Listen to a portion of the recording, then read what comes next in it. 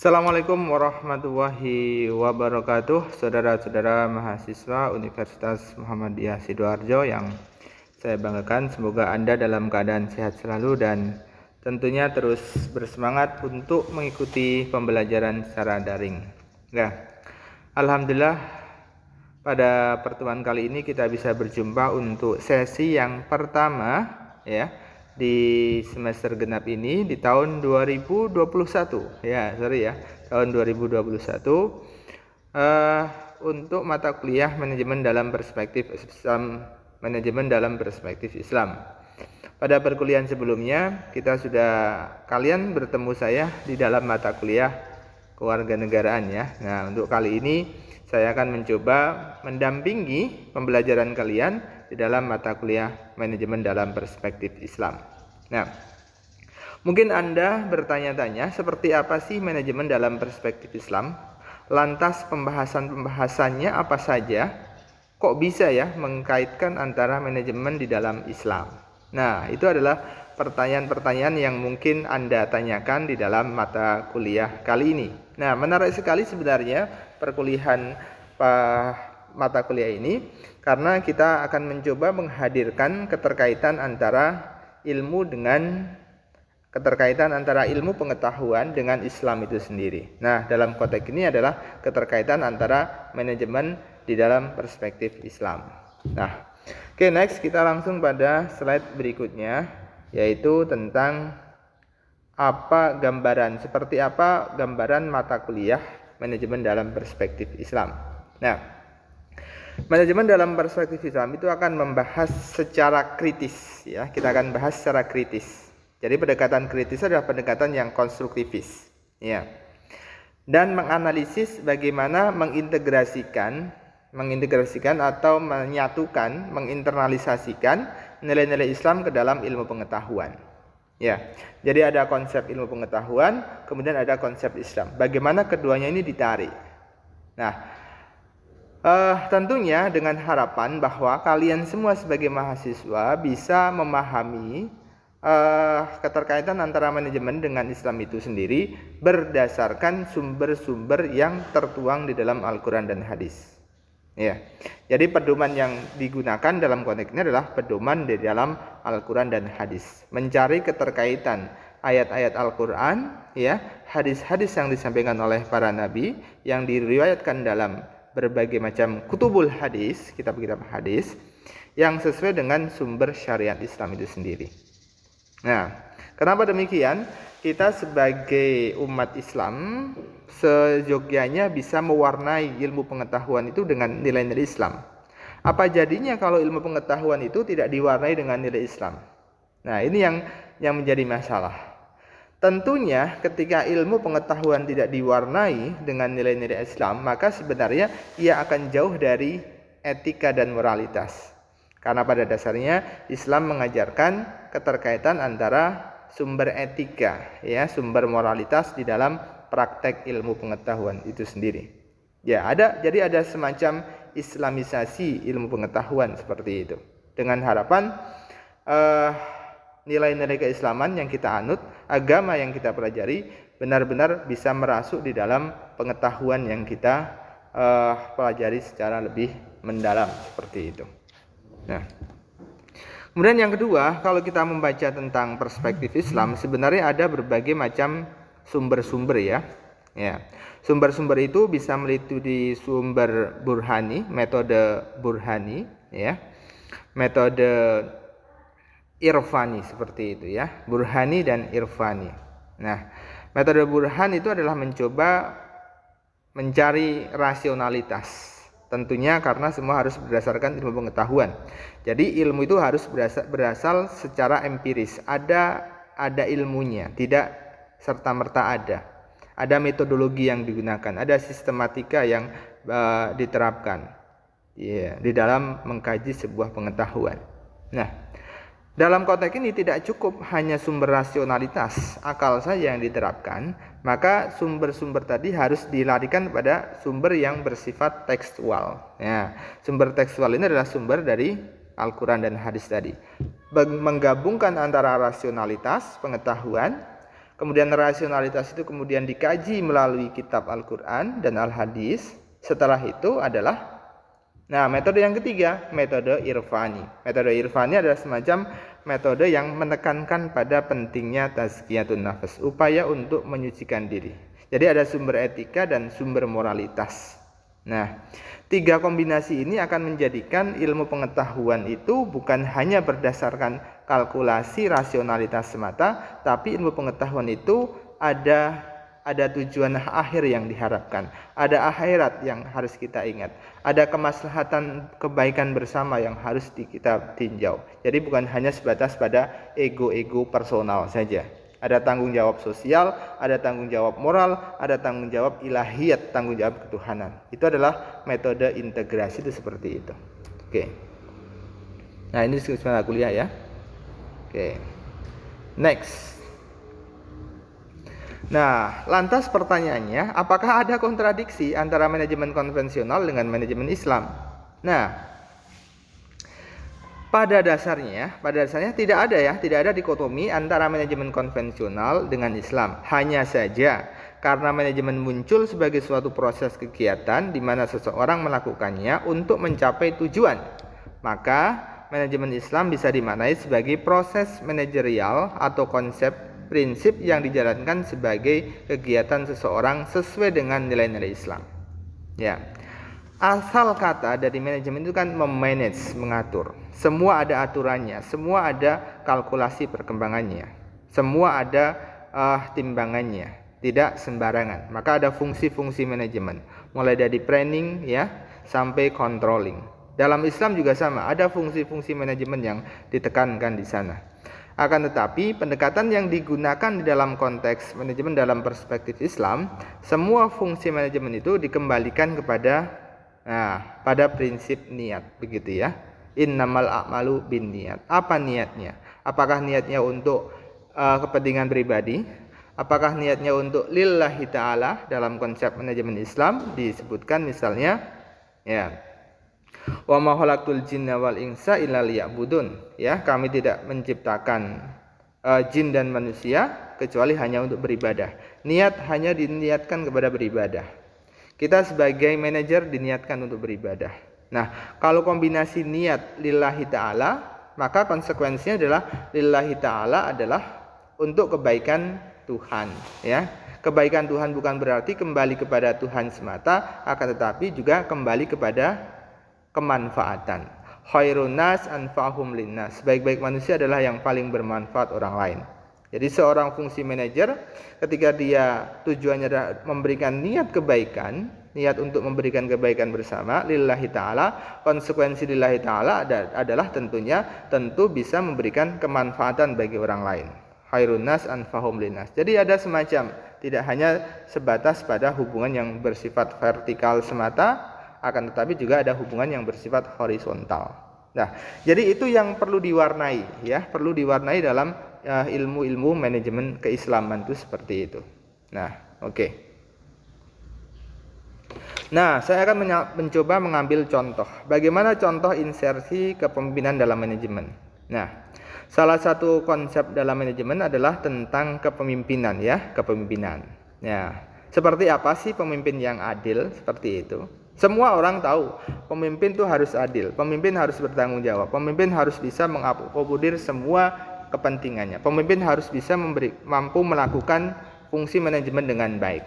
Nah, akan tetapi dalam konteks Islam begitu ya, seorang pemimpin itu seorang pemimpin ya, pemimpin harus bisa menjalankan amanah seperti itu. Nah, konsep amanah ada dalam semua konsep etika. Nah, intinya begini, innallaha ya'murukum an tu'addul amanati ila ahliha wa idza hakamtum bainan nasi an tahkumu bil adl. Nah, Quran surat An-Nisa ayat 58. Innallaha, sesungguhnya Allah, ya'murukum ya, memerintahkan kepada kalian semua an tu'addul, agar menjalankan amanah. Amanah ya, tentunya amanah ila ahliha. Ya, kita diberikan amanah harus menjalankan sesuai dengan tupoksinya. Itu seorang pemimpin harus seperti itu. Nah, Dan kedua, wa idza hakamtum bainan nas, jika kalian memberikan pengadilan, ya, memutuskan sebuah perkara antar sesama manusia dalam kelompok manusia tersebut, antahkumu bil adl, maka seharusnya, sebaiknya, seyuktinya kalian memberikan keadilan, memberikan keputusan itu secara adil. Nah, kita lihat sekarang misalnya. Teori kepemimpinan sudah lumrah begitu. Akan tetapi aktualisasinya itu yang kemudian menjadi permasalahan. Pemimpin harus bisa menjalankan amanah. Amanah adalah bagian dari representasi kepentingan masyarakat. Contoh sederhana ketika menjelang pemilihan umum. Ya, banyak hal yang disampaikan, yang dijanjikan. Begitu sudah terpilih maka ia akan lupa. Nah, demikian juga bagi seorang hakim. Ya, hakim harus menjadikan pengadilan sesuai dengan seadil-adilnya. Akan tetapi keadilan saat ini hanya tumbuh bagi mereka yang punya kuasa, bagi mereka yang punya modal, bagi mereka yang punya uang. Nah, pemimpin harus mencerminkan seperti itu. Jadi contoh sederhana adalah manajemen dalam perspektif Islam, cukup kita lihat seperti apa akhlak Rasulullah. Ya, Rasulullah disebut sebagai uswatun hasanah. Ya, laqad kana lakum fi Rasulillahi uswatun hasanah liman kana yarjuwaha wa yaumil akhir. Sesungguhnya dalam diri pribadi seorang nabi ada semacam uswatun hasanah, petunjuk kebaikan. Nah, Muhammadur Rasulullah, Muhammad adalah utusan Allah. Walladzina ma'hu asyidda 'alal kuffar ruhama'u bainahum. Rasul pun juga bisa bertindak keras kepada siapa yang tentunya bertindak tidak adil, orang-orang kafir yang tidak adil. Ya. Akan tetapi dia juga ruhama, memberikan kasih sayang terhadap sesama. Nah, jadi kalau kita melihat kepribadian Nabi, itu juga bagian dari contoh model kepemimpinan. Oke, next. Nah, manajemen dalam Islam. Nah, ini saya ambil pengantar saja ya, manajemen dalam Islam. Dalam sudut pandang Islam, manajemen diistilahkan dengan menggunakan kata tadbir, ya, dabbaro yudabbiru, tadbir, ya, dabbaro itu artinya mengatur, tadbir itu masdarnya begitu, yang berarti pengaturan, ya. Mudabbir itu adalah orang yang mengatur. Allah itu mudabbir, dia yang mengatur segala sesuatu. Seorang pemimpin harus bisa melakukan mudabbir tadi, untuk mengatur. Nah, yudabbirul amro minas sama'i ilal ardi summa ya'ruju ilaihi fi yaumin kana miqdaruhu alfa sanatin mimma ta'udun. Nah, kalau kita ambil kata di sini, Allah adalah Maha Pengatur, ya. Allah Maha Pengatur apa minas sama'i ilal ardi, apa yang ada di langit dan apa yang ada di bumi. Nah, semua diatur sesuai dengan konsepnya. Jadi kalau kita melihat alam semesta ini semua sangat teratur, ya. Ya. Misalnya kalian melihat alam semesta ini begitu teratur sekali, ya. Dalam ayat Al-Quran disebutkan misalnya antara siang dan waja'al laila libasa waja'alan nahara waja'al laila libasa waja'alan nahara ma'asya. Jadikan siang untuk bekerja, jadikan malam untuk istirahat. Dia mengatur seperti itu, ya, baca. Dan hal-hal yang lain tentang penciptaan alam semesta dan seterusnya tentang. Nah, intinya seperti itu. Oke. Nah, apa yang kemudian menjadi perbedaan antara manajemen konvensional dan manajemen Islam? Nah, manajemen Islam itu bisa disebut sebagai manajemen syariah, sementara manajemen konvensional adalah manajemen yang umum.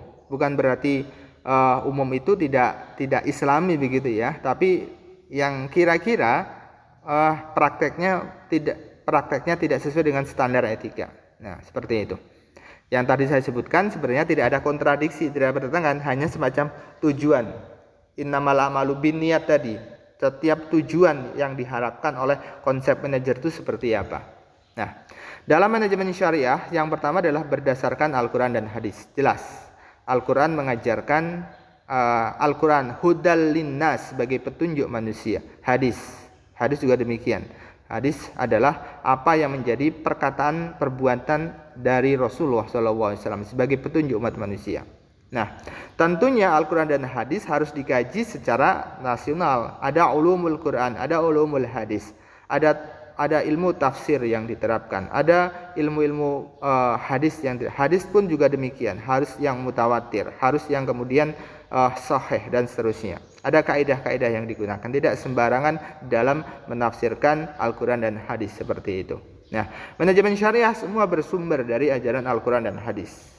Nah, kita berkacamata dari Rasul seperti itu. Laqad kana lakum fi Rasulillahi uswah hasanah tadi ya. Nah, sementara manajemen konvensional itu berdasarkan teori buatan manusia dan etika sekuler. Dalam arti seperti ini, teori manajemen contoh sederhana ya, kalau kita perhatikan, tujuan dari penciptaan manusia dalam konteks Islam adalah wa ma khalaqtul jinna wal insa illa liya'budun, kecuali hanya untuk beribadah. Seperti itu. Niatnya adalah beribadah. Semua harus diniati dengan ibadah.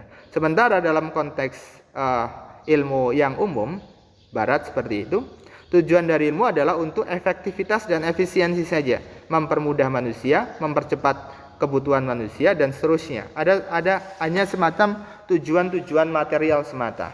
Nah, dalam konteks Islam berbeda. Ya, konteks Islam tujuan manusia adalah beribadah. Ibadah itu konsekuensinya beragam. Ada tanggung jawab sosial, ada tanggung jawab moral, ada tanggung jawab akhirat. Sementara dalam konteks manajemen konvensional, dia hanya sebatas pada misalnya profit oriented, orientasi keuntungan, ya, dan seterusnya. Kapitalisme. Nah, seperti tadi. Ya, aktivitas dalam rangka ibadah kepada Allah yang saya sebutkan tadi. Nah, sementara konvensional, aktivitas itu dalam rangka bekerja untuk dunia. Ya. Contoh sederhana kalau kita belajar, waktu adalah uang, ya, itu konsep yang paling umum. Nah, tapi dalam konteks agama berbeda. Waktu adalah bukan hanya uang, tapi ia bernilai ibadah. Nah, yang ketiga, mengikuti etika dan prinsip-prinsip Islam. Semua ada etikanya, semua ada sumber moralnya. Maka dalam agama ada 3 sumber. Ada akidah, ada syariah, dan ada akhlak. Akhlak ini yang menjadi pedoman etika di dalam ilmu manajemen. Sementara dalam konvensional itu mengatur filosofi, sekulerisme, dan kapitalisme. Ya, sekulerisme adalah memisahkan antara nilai duniawi, sementara kapitalisme lebih menekankan kepada tujuan-tujuan materi semata. Memisahkan agama dalam kehidupan tentu tidak tepat dalam konteks ini. Ya. Yang kelima, mencapai ketaatan kepada Allah, ati Allah wa atiur Rasul walul amri minkum. Taat kepada Allah, taat kepada Rasul, dan taat pada tentunya pemimpin-pemimpin yang adil. Ya, taat kepada ketuhanan seperti itu. Nah, sementara dalam konvensional berorientasi dan mencapai keuntungan duniawi semata. Nah, dalam bahasa Karl Marx, materialisme menentukan infrastruktur, menentukan suprastruktur. Uang menentukan segala-galanya. Bil fulus kullasyai'in mulus. Dengan uang semuanya mulus. Mafi fulus mampus. Gak ada uang mampuslah. Ya, seperti itu ya. Yang ketujuh, menjaga keseimbangan antara dunia dan akhirat.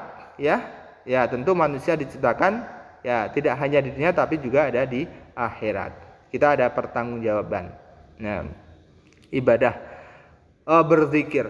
Ya, kalau dalam sebuah hadis disebutkan, i'malu lidunyaka ka'annaka ta'ishu abadan wa i'mali akhiratika ka'annaka tamutu ghadan. Bekerjalah untuk duniamu seakan-akan kamu hidup, seakan-akan kamu akan mati besok. Ka'annaka tamutu ghadan. Wa i'mali akhiratika, dan kerjakan untuk akhiratmu ya. Ka'annaka ta'ishu abadan, seakan-akan kamu hidup selamanya. Seperti itulah. Jadi kita harus selalu mengingat kematian, mengingat mengingat akhirat seperti itu ya. Ya, sementara dalam konvensional tidak ada keseimbangan dunia akhirat, tidak ada. Nah, yang kedelapan, keterampilan teknis ibadah sangat penting. Sementara kalau konvensional hanya keterampilan teknis, manajerial yang dibutuhkan, hanya konsep-konsep manajerial semata. Tapi kalau manajemen syariah tidak hanya sebatas pada tujuan-tujuan keuntungan semata. Oke. Nah, untuk mata kuliah kalian yang akan dipelajari ada 14 topik ya, di situ ada 14 topik. Silahkan kalian nanti baca sendiri. Kita akan mulai yang dari pertama, pengantar manajemen dalam perspektif Islam, sampai pada pembagian Seperti apa manajemen sumber daya manusia dalam perspektif Islam, seperti apa manajemen sumber daya keuangan dalam perspektif Islam, kemudian manajemen pemasaran dalam perspektif Islam, dan fungsi-fungsi manajemen mulai dari planning, perencanaan, organizing ya, kemudian sampai controlling, pengawasan dan seterusnya. Kita akan kaji semua dalam pendekatan-pendekatan keislaman. Oke. Nah, kemudian untuk kontrak kuliah harapannya seperti kemarin semua harus lengkap ya. Keaktifan, kalian harus bisa mengakses materi, diskusi, semua harus lengkap, runtun. Klik kehadiran, lihat materi, lihat video, baru kerjakan forum diskusi. Tugas insya Allah ada 2 kali, sebelum UTS dan sebelum UAS. Semuanya ada skornya. Nah, harapannya kalian tidak hanya membaca dan klik saja, tapi benar-benar dipelajari. Kalau ada yang bertanyakan silahkan bisa japri saya ya, saya senang ya. Silahkan kalian hubungi saya. Kita akan berdiskusi lebih hidup. Saya juga butuh saran-saran yang sangat membangun dari antum semuanya ya. Nah, tentunya semua aktivitas e-learning akan saya rekam sesuai dengan jejak forum digital yang ada. Jadi tidak ada yang tidak bisa dimanipulasi ya. Semua bersumber dalam sistem yang ada. Semua harus kalian akses dan penuhi semua kewajiban yang ada. Nah, penilaian juga sama. Penilaian akan muncul secara otomatis dan nanti akan keluar hasil akhirnya. Jadi ini contoh fungsi manajemen secara transparan ya. Secara terlihat kalian bisa mengetahui kenapa nilai Anda seperti itu ya. Semua ada datanya. Oke. Contoh hasil rekap nilai, kemudian di akhir ada nilai A sampai nilai C. Harapannya kalian mata kuliah ini harus A ya, harus A, minimal A min ya, seperti itu. Harapannya seperti itu. Oke. Untuk referensinya ada 3 buku yang bisa kalian baca ya. 3 baca dan kalian bisa kalaupun tidak ingin beli bukunya, tidak apa-apa, kalian baca dan tanyakan saja, kita berdiskusi saja secara langsung ya, tidak apa-apa. Oke, saya pikir cukup untuk pertemuan kita pada kali ini. Terima kasih, semoga Anda dalam keadaan sehat selalu. Wassalamualaikum warahmatullahi wabarakatuh. Bangga Umsida, dari sini pencerahan bersemi.